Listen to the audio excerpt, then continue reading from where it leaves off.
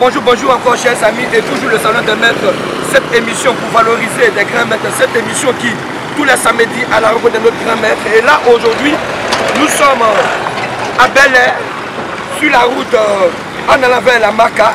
Et là, vous constatez que, tout juste derrière moi, à ma gauche, vous avez la voie qui va à la zone. Et tout droit, derrière comme ça, ici, la voie qui mène à d'autres Carrefour Bel Air. Et aujourd'hui, nous allons à la rencontre d'un grand maître, Maître Denis Yang Fenshi, du monastère des moines. Et sans toutefois tarder, à la rencontre de ce grand maître-là, suivez-moi et ne quittez pas.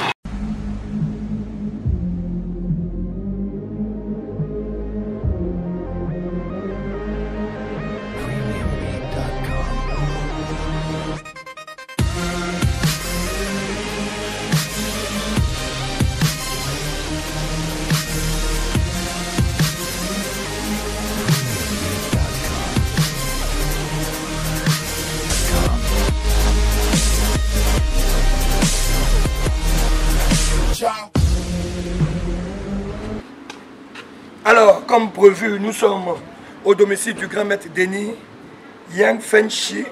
Et tout à l'heure, nous allons voir s'il est là. Alors, grand maître, tu vas bien? Je suis content. Mais toujours à la rencontre de notre grand maître. Et là, aujourd'hui, comme prévu, nous sommes avec un grand maître, comme on pourrait le dire, un dinosaure, un patriarche pour nous qui est comme un père. Maître Denis. Et aujourd'hui, nous allons voir tous ensemble ce maître. Alors, grand maître. Ouais. Tiens. Encore, bonjour encore maître. Bonjour. Mes respects encore pour vous. Merci. Et pour moi, c'est un plaisir d'être auprès de vous, de m'asseoir juste auprès de vous. Alors, sans toutefois tarder, le salon des maîtres vous rend visite aujourd'hui. Mais nous voulons savoir, qui est Maître Denis? Alors, je suis Maître Denis Banoro, baptisé au temple de Shaolin sous le nom de Yang Fenshi. Je suis directeur technique de la Fédération ivoirienne des arts martiaux chinois. Je suis le président fondateur du cercle Shaolin Kempo en Côte d'Ivoire et en Afrique de l'Ouest. Et je suis le représentant du grand maître feu, Maître Wang Yannian, le taoïste chinois. Alors, je peux dire aussi que bon, je suis un maître de Kung Fu. Ok, maître. Voilà. Alors, ok, maître. Mais nous voulons savoir, comment on pourrait le dire dans d'autres disciplines, par exemple au Shotokan ou à Dorio, on pourrait le dire, je suis ceinture noire, deuxième dan ou ceinture noire, troisième dan. Vous, comment est-ce qu'on peut... Ouais, je suis donc ceinture noire, 7e douane. Chez nous, c'est les douanes. Hein. Les douanes? C'est les douanes. Ok. Voilà. Donc, qui remplace en karaté les dan, et puis voilà, au taekwondo, qui aussi ont leur nom. Mais chez nous, c'est vraiment les douanes. Ok. Donc, 7e douane, je suis. Ok, maître. Voilà. Alors, maître, nous voulons savoir, toujours le salon des maîtres a toujours une question pour vous. Nous voulons savoir votre parcours. Comment est-ce que vous avez commencé, en quelle année, comment vous êtes arrivé jusqu'à là? On peut dire que j'ai commencé à l'école primaire. À l'école primaire, parce qu'il y avait quelque chose quand même qui me fatiguait. Quand je devais entrer à l'école, au collège, et il y avait quelque chose qui nous effrayait. C'est-à-dire le bizutage, vraiment alors, on se disait, alors on va entrer comment? Les ennemis nous attendent là-bas, eh bien, vraiment ça va chauffer. Vraiment, il fallait préparer ça. C'est ce qui m'a donné l'idée vraiment de me mettre dans les arts martiaux.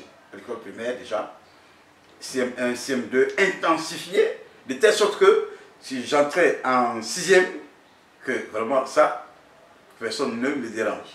C'était pour ça. Et j'étais avec un ami, et voilà, nous avons commencé comme ça. Ce qui a fait, bon, ce qui nous a bien reçu d'ailleurs, même si, bon, on a eu des petites astuces. Alors, on s'est dit, bon, on va se faire passer pour un ancien. Si ça ne marche pas, mais si les gens viennent, on va se défendre. Et bien comme ça, on a porté un kaki, comme notre kaki CM2 la chemise. Et bien sûr, comme nous sommes devenus collégiens, le pantalon est neuf. Alors donc, nous avons porté un pantalon neuf, nous sommes venus. Mais vous savez, il y a toujours quelque chose qui vous dénonce. Et là, quand nous sommes arrivés, mon ami et moi, en 6e, à Saint-Simon, et je vous assure que les gens nous ont repérés. Tout était parfait, sauf le sac, notre sac qu'on avait, on avait toute la fourniture. Toute la fourniture était là, on a su que cela c'est de nouveau. Parce que les anciens ne veulent pas être toute la fourniture le premier jour. Mais je vous assure, quand ils ont essayé de s'avancer vers nous, tout de suite, d'autres réactions étaient telles que tout de suite, respect. Respect. Donc vraiment c'était pour ça qu'on a fait des arts martiaux et ça donnait vraiment le résultat qu'on escomptait. Alors, nous sommes du groupe des précurseurs de Kung Fu en Côte d'Ivoire avec le maître Maître Yao Boni, qui est notre maître.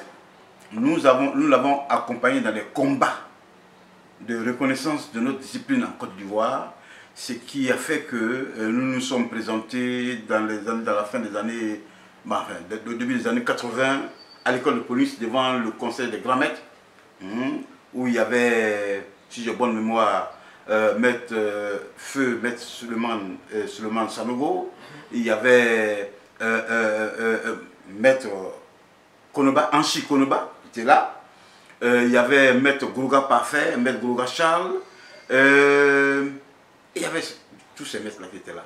À l'école de police, où nous avons fait un test, notre maître Boni Yao, moi, un supérieur maître Mahabou, et puis mon condisciple maître Moyabi Diaby. Alors donc nous étions 4 à l'école de police. Nous avons fait un test qui s'est avéré concluant. Donc c'était pour faire connaître le Kung Fu. Mais on n'est pas resté là. On a continué. Maintenant, comment fallait donner vraiment une valeur, une présence vraiment remarquable à cette discipline-là, qui venait s'ajouter à l'ensemble des arts martiaux qui étaient déjà là en Côte d'Ivoire. Alors, tout le monde disait qu'il faisait du Kung Fu, mais il fallait montrer notre sérieux. Pour montrer notre sérieux, eh bien, nous avons pris attache avec la Fédération nationale de boxe chinoise. Je veux dire, quand on dit boxe chinoise, chez nous, boxe chinoise, ça veut dire Kung Fu Wushu, ou bien encore les arts martiaux chinois. Voilà, donc, alors nous avons pris contact avec un organisme international de Fédération nationale de boxe chinoise de la France, dirigé par Maître Dan Schwartz, avec qui nous avons collaboré, nous sommes formés par lui. Et nous avons continué comme ça à améliorer notre pratique et la pratique Kung Fu en Côte d'Ivoire avec le maître Boni Yao Alfred, Feu Boni Yao Alfred, vraiment pour qui vraiment j'ai une très bonne pensée, parce que c'est le maître de tous ceux de ma génération vraiment qui ont pratiqué avec beaucoup de rigueur cette discipline-là. Voilà. Alors donc nous avons continué comme ça, à le Kung Fu. Continuer Kung Fu jusqu'à ce que un autre maître nous fasse découvrir ce qu'était le Tai Chi Chuan. Le Tai Chi Chuan, c'est Maître Traoré Issa, qui était étudiant aux États-Unis, qui est revenu des États-Unis et qui nous a dit, ben, il faut regarder aussi du côté du Tai Chi. Il m'a dit, mais tu es un champion, vraiment tu es très fort dans le Kung Fu, mais je te conseille de faire du Tai Chi pour encore améliorer ta pratique. Et je trouvais ça un peu, le Tai Chi avec la morphologie, je trouvais ça un peu bizarre, mais à la fin, vraiment, je me suis attiré. Vraiment, c'était chouette. Ouais. Ok, merci maître. Encore merci beaucoup maître. Et en parlant comme ça, une question qui me vient, parce que là, quand je suis rentré chez vous, j'ai vu des trophées, tout ça. Maître, vous avez fait des championnats, des compétitions, comment on peut le dire? Je fais des championnats moi-même, non. J'ai formé des équipes qui ont fait des championnats parce que, comme je le dis, nous sommes les précurseurs. C'est nous qui nous sommes formés, qui avons organisé des championnats pour nos élèves, parce qu'il manquait de compétition.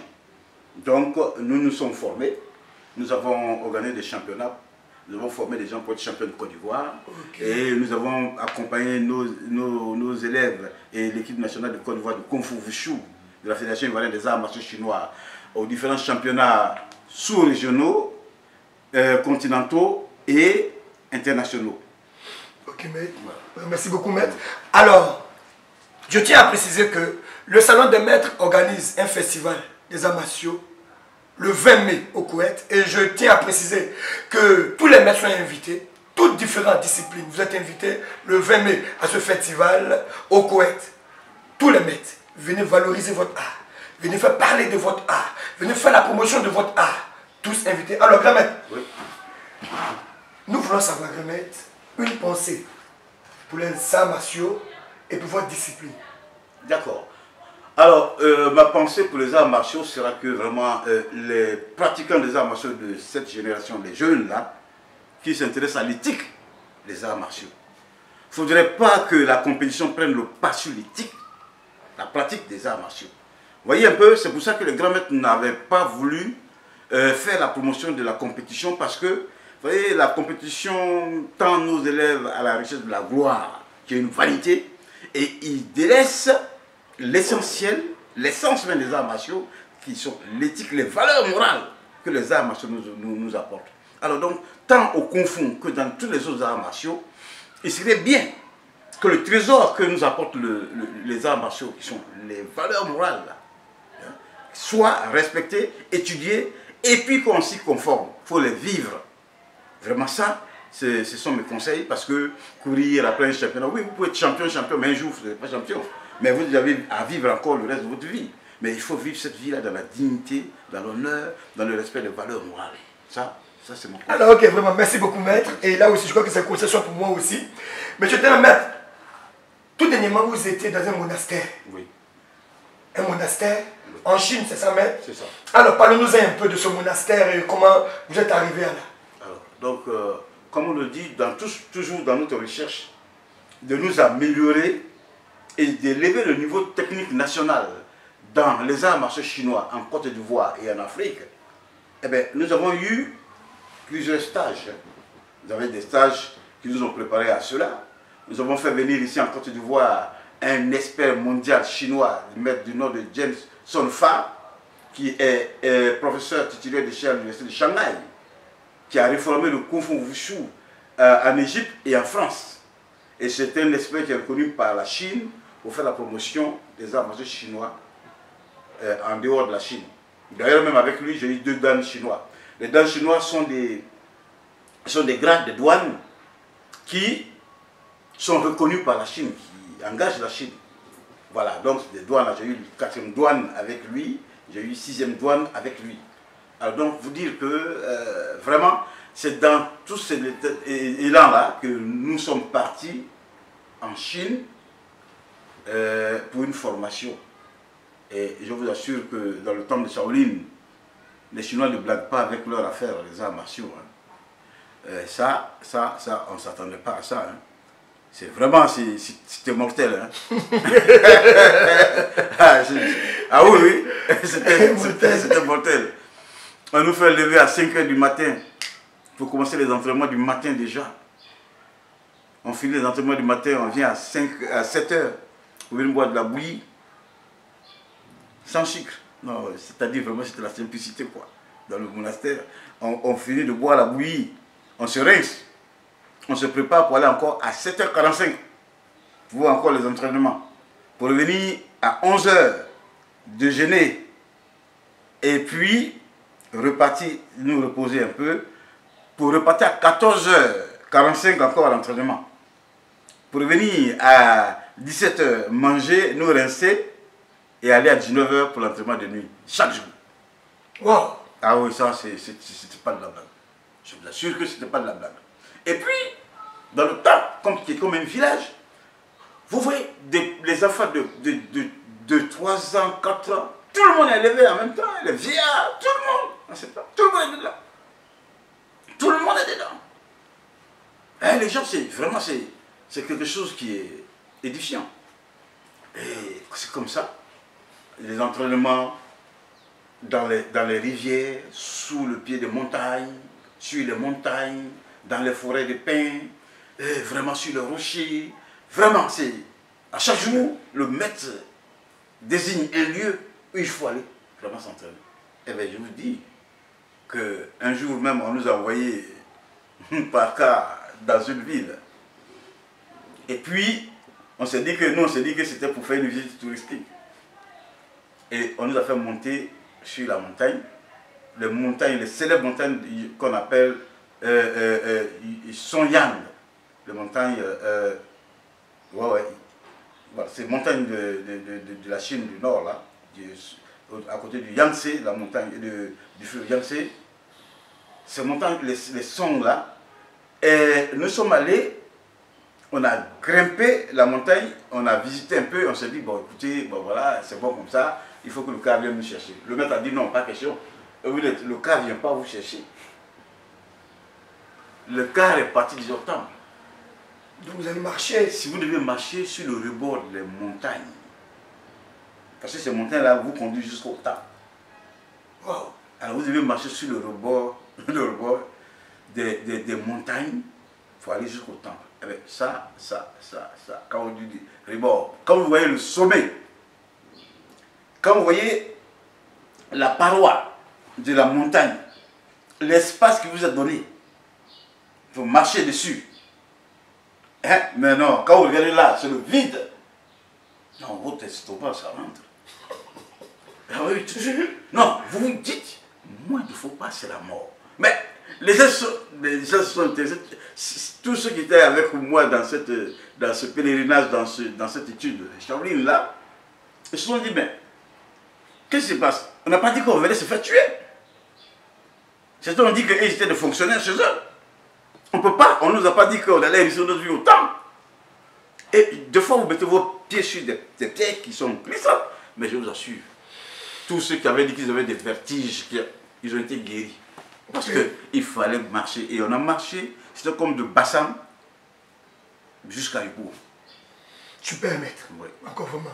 Vraiment, c'est édifiant, c'est édifiant. Mais même pendant que nous y sommes, j'ai une question qui me vient. Et là, je sais que nos amis qui nous regardent peut-être se posent cette question aussi. Oui. Maître, et là, je vois que vous portez un chapelet. Oui. Un chapelet. Et nous voulons savoir comment est-ce qu'on obtient un chapelet. À quel moment on porte ce chapelet? Si vous pouvez nous en parler un peu. Voilà. Alors, ce chapelet s'obtient, celui-là. Vous pouvez le présenter un peu, maître. Voilà. Pour le présenter un peu, au cou là, comme ça. Voilà. Voilà. Tout ça, Il y en a encore, c'est ça, maître? Oui. Alors, ok, on va profiter en même temps. Toujours le salon de maître dans la curiosité. Voilà. Et là, vous voyez ici, comme ça, ici. Voilà. Il y a des chapelets ici. Maître, c'est ça? Vous Oui, pouvez le toucher vous. Oui. Je peux? Oui, je peux? Oui. D'accord, ok, maître, merci beaucoup. Alors, voilà encore un autre chapelet encore. Et là aussi, c'est toujours le monastère, c'est ça, quand même. Oui, tout ça, c'est le monastère. Voilà le monastère. Et nous avons aussi des sabres que nous présentons toujours. Maître, c'est le but de l'émission, le salon de maître. Oui. Et voilà, encore des sabres, Oui. toujours, Oui. qu'on fond. Ouais. Voilà. Et des épées dans l'autre sens. Voilà. Et des épées aussi dans le fourreau. Ok. Nous sommes un peu curieux, maître, parce que nous voulons valoriser le maître. Voilà. Et ici, c'est ça? Oui. Je ne peux pas peut-être l'ouvrir. Il faut l'ouvrir. Je peux mettre. Ok, je peux.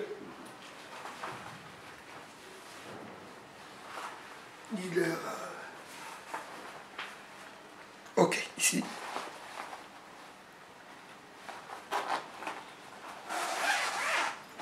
Alors, voilà comment ça se présente. Mais je peux toujours... Oui, c'est l'épée traditionnelle Kouloun. Voilà, l'épée. Traditionnelle Kouloun. Voilà. Okay.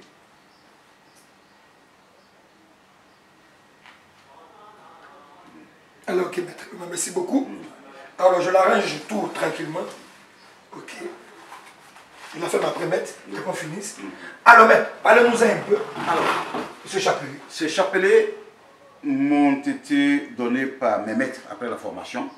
Tout ça, après la formation. Parce que quand vous entrez dans la famille de Shaolin, c'est ça, ça veut dire la famille. Comme si quelqu'un disait, je m'appelle Koulibaly. Voilà, donc quand vous dites Che déjà, on sait que vous êtes de la famille. Voilà, Che, Yen, Fei, ça maintenant c'est le nom qu'on vient te donner.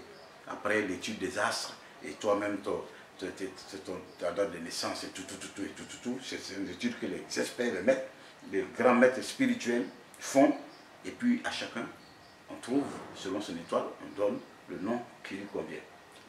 Comme je le dis, dans la salle sacrée du temple, dans une cérémonie avec les grands maîtres spirituels de la contemplation.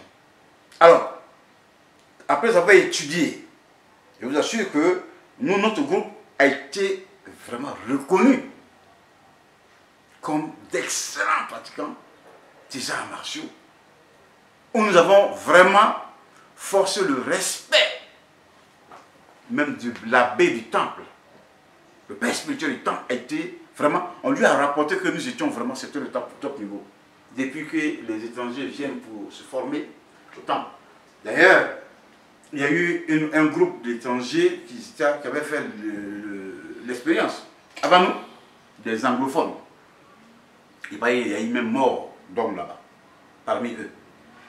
Ce qui a fait que quand nous nous sommes arrivés là-bas, ils ont dilué le programme de formation. Et comment j'étais le porte-parole pour l'Afrique? Quand j'ai pris le programme de formation, j'ai dit non, chez nous ici, ça correspond au jardin d'enfants en Côte d'Ivoire. On ne peut pas aller, non. Si c'est ça, non, on va se retourner. C'est pas la peine, on va pas une peine de temps pour ça. Ils ont dit, mais comment ça? Les gens sont venus, ils n'ont pas pu, c'est par rapport à ça. On dit, non. Alors on dit, bon, on va au temple pour faire l'essai. Vous testez. Je suis passé en premier, j'ai fait quelque chose qui les avait déjà convaincus. Un deuxième est venu, il n'a même pas terminé, on dit, bon, c'est bon, vous avez convaincu, ils ont repris le programme de formation. Mais je vous assure que à chaque jour, le programme changeait, on montait. Chaque jour, on montait. Au final, les maîtres, l'ensemble des maîtres, ils sont allés voir le père spirituel pour lui dire, mais ceux-là, ils sont vraiment au top niveau. C'est des gros travailleurs. Ils sont au top niveau. Quand ils ont dit ça, le père spirituel a dit, alors, ouvrez-leur toutes les portes de connaissance du temple. C'était la première fois dans l'histoire du temple. Je vous assure. Et le père spirituel nous a convoqués pour nous féliciter spécialement et nous a dit, ben, je vais vous donner un temps parce que vraiment vous méritez, vous êtes vraiment de top niveau. C'était la première fois. Et je vous assure qu'on était reçus dans des cérémonies, des colloques, des choses, vraiment des conférences de grands maîtres. Alors, vu notre niveau de pratique et ce que nous avons fait, notre comportement, eh bien, le père spirituel a trouvé que nous sommes dignes de faire partie de la famille des Shaolin. C'est à partir de nous, là-bas, qu'on a décidé ce que des Africains, ceux qui méritent, puissent faire partie. C'est nous qui avons ouvert cette porte-là. Et c'est ainsi que on nous a envoyés dans la salle sacrée pour faire des cérémonies, pour nous donner des noms chinois. C'est à partir de nous aussi, en tant que porte-parole de l'Afrique, j'ai essayé de plaider pour que ceux qui viennent aussi bénéficient aussi de ça. Ok. C'est à cela que maître, vous vous appelez Yan Fei Shi. Voilà. Ok, Yan Fei Shi. Alors maître, toujours le salon des maîtres, nous sommes parce qu'à la fin de notre interview, alors nous voulons savoir maître, vous qui avez parcouru tous ces pays, nous voulons savoir, votre génération et cette génération actuelle. Aujourd'hui, d'autres maîtres me disaient que la jeunesse d'aujourd'hui, ils ne font pas de recherche. Ils ne poussent pas, ils ne s'entraînent pas, ils ne vont pas loin, ils ne vont pas puiser. Votre génération et cette génération, qu'est-ce que vous en pensez? En une minute, dites-nous quelque chose. Oh, notre génération, c'était une génération de bosseurs en Côte d'Ivoire. Ça, vous voyez, les Bailly Patrice, ceux-là, vous voyez un peu, c'est une génération de bosseurs. Vous le voyez, la passion, l'étude. Nous voulons faire comme eux ils font. Leur art.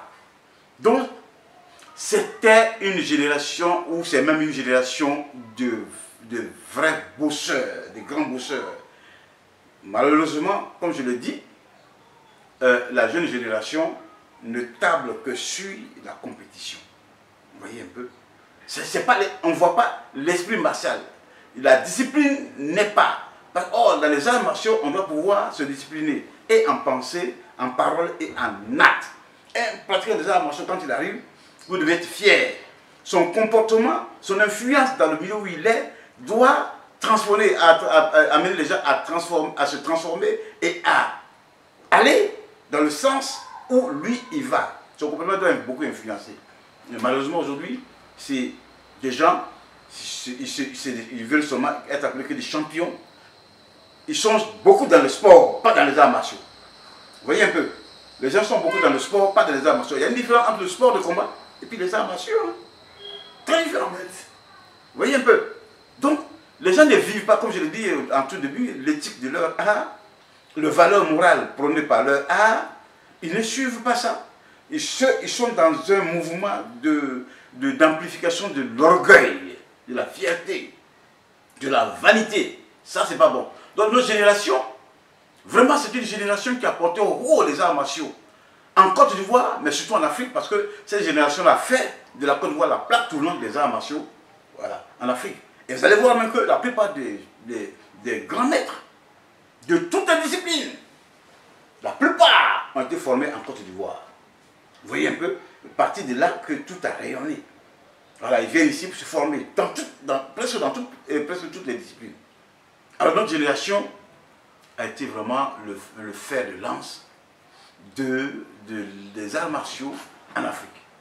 Alors vraiment, il faut le dire, hein, on a pratiqué dans l'esprit des arts martiaux, dans le corps des arts martiaux, dans la technique des arts martiaux, vraiment dans l'éthique totale. Merci beaucoup, maître. Alors, nous sommes presque à la fin de notre émission, mais je tenais à dire merci à tous ces grands maîtres. Surtout merci à tous ces grands maîtres qui ont fait parler de la Côte d'Ivoire à l'extérieur. Ces grands maîtres qui ont donné tout leur temps. Ils ont fait toutes ces recherches. C'est un maître que nous n'avons pas connu. Mais je vous dis merci. Si vous voyez cette émission, je vous dis merci pour tout ce que vous avez fait pour nous. Parce que ce que vous avez préparé, c'est pour cette génération maître. Donc je vous dis merci à tous ces grands maîtres. Et sans vous dire, le 20 mai, au Festival des Arts martiaux, c'est au Koweït. Et là, c'est de 8h à 17h. Chaque maître va venir faire sa démonstration, présenter son art, afin que nos jeunes frères, nos jeunes camarades, nos jeunes amis soient boostés le 20 mai. Alors maître, nous avons fini notre interview, mais comme c'est dit dans le programme, à la fin de l'émission, le maître doit nous présenter quelque chose. Une démonstration. C'est vrai, vous avez dit que vous avez eu un mal à la hanche, mais je crois à la jambe, mais le maître dit, mais avec le mal, rien n'est impossible. Avec ce mal, il peut nous présenter quelque chose. Donc, sans toutefois tarder, avec le maître. Restez connectés sur notre page officielle YouTube et Facebook, le Salon des Maîtres. Tout à l'heure, avec le grand maître. Donc, je vais présenter un petit exercice tiré d'un Tao de Tai Chi Qigong Shaolin, un Tao énergétique. Vous savez que les arts martiaux ne peuvent pas aller sans l'énergie. En karaté, on parle de Qi, Qi-main. Mais les arts martiaux chinois, nous, on parle de Qi. Donc, c'est vraiment l'origine, l'énergie qui est la finalité dans la pratique des arts martiaux. Ce n'est pas les muscles. C'est pas les muscles, c'est le travail qu'on fait à partir du Qihai. Vous voyez un peu l'énergie, la base énergétique en bas du nombril, 2 cm, machin, au bas du nombril, donc le souffle. C'est ça qu'on travaille. Donc ce n'est pas la force musculaire que nous cherchons. Vous voyez un peu. La force musculaire, ça c'est vraiment dans le sport de combat. Nous on cherche une force qui même au-delà même de 100 ans, peuvent t'amener à faire quelque chose. Vous voyez un peu. Voilà. Parce que le physique est limité dans le temps et dans l'espace. Mais le Qi, il transcende tout ça.